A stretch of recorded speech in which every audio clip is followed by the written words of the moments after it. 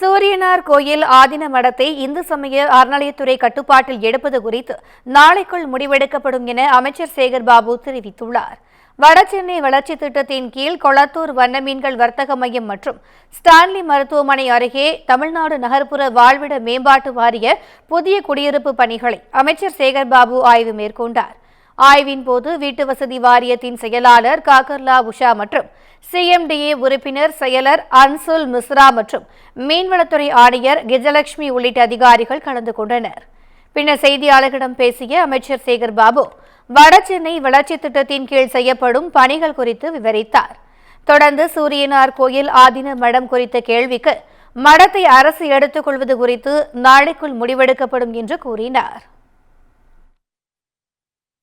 இந்து சமய அறநிலையத்துறை சட்டத்தை பொறுத்தளவில் சட்டம் 60A என்ன சொல்லுகிறது என்றால், இதுபோன்ற குற்றச்சாட்டுகள் ஏற்படுகின்ற பொழுது ஒன்று முழுமையாக விசாரித்து இந்து சமய அறநிலையத்துறை ஏற்றுக்கொள்வது, அப்படி இல்லை என்றால் மற்றொரு சட்டப்பிரிவான அந்த சட்டப்பிரிவில் அவர்களே விரும்பி இந்து சமய அறநிலையத்துறை ஏற்றுக்கொள்வதற்கு ஒப்புதல் கடிதம் தந்துவிட்டால் ஏற்றுக்கொள்ளலாம் என்று இருக்கின்றது.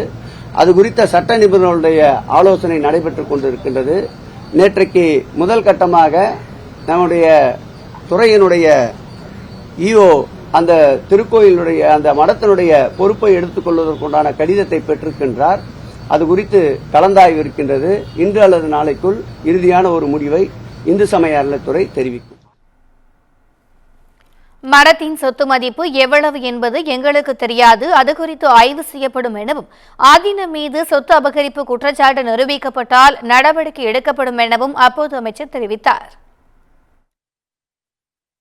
அவருக்கு எவ்வளவு சொத்து இருக்கிறது இனிமேல் பட்டு முழுமையாக விசாரித்தால்தான் தெரியும். சொத்தகரிப்பு என்பது ஒரு புறம் என்றாலும் இந்து சமய அறநிலையத்துறையை பொறுத்தளவில் புகார்கள் வருவதற்கு முன்பாக எதிலும் தலையிடுவதில்லை. புகார்கள் வரப்பெற்ற பிறகு அந்த புகாரின் தன்மையை அறிந்து உண்மை என்று இருக்குமானால் இந்து சமய அறநிலையத்துறை நடவடிக்கை எடுக்க எந்த சூழ்நிலையும் தயங்காது. இன்னார் இனியவர் என்ற பாகுபாடு எங்களுக்கு இல்லை. அவருக்கு எவ்வளவு சொத்து. எடப்பாடி பழனிசாமி குறித்த கேள்விக்கு அவர் ஒரு நிலையில்லா மனிதர் என்றும் அவரை பற்றி பேசி நேரத்தை வீணாக்க விரும்பவில்லை எனவும் அமைச்சர் சேகர் பாபு விமர்சித்தார். எங்களில் ஒருவராகத்தான் திராவிட முன்னேற்ற கழகத்தின் கிளையாகத்தான் அரசு ஊழியர்கள் இருக்கின்றார் என்ற ஒரு பெரிய வயிற்றெரிச்சல் காரணமாக ஏதாவது ஒரு வகையில் குழப்பத்தை ஏற்படுத்தி தேர்தல் நெருங்குகின்ற சமயத்தில் அதனால் ஏதாவது லாபம் கிடைக்குமா என்று பார்ப்பார்கள். இலவகாத்த கிளியாகத்தான் அவர் இருப்பார். அவருடைய தன்மானம், அவருடைய அரசியல் சூழ்நிலை பற்றி நீங்கள் நன்றாக அறிவீர்கள். யாரால் முதலமைச்சர் ஆனாரோ அவரையே எதிர்த்து பேசக்கூடியவர், அவரால் நான் ஆகவில்லை என்று எடுத்து கூறுபவர், நிலையில்லாத ஒரு மனிதர். அவருக்காக நேரத்தை செலவிட விரும்பவில்லை.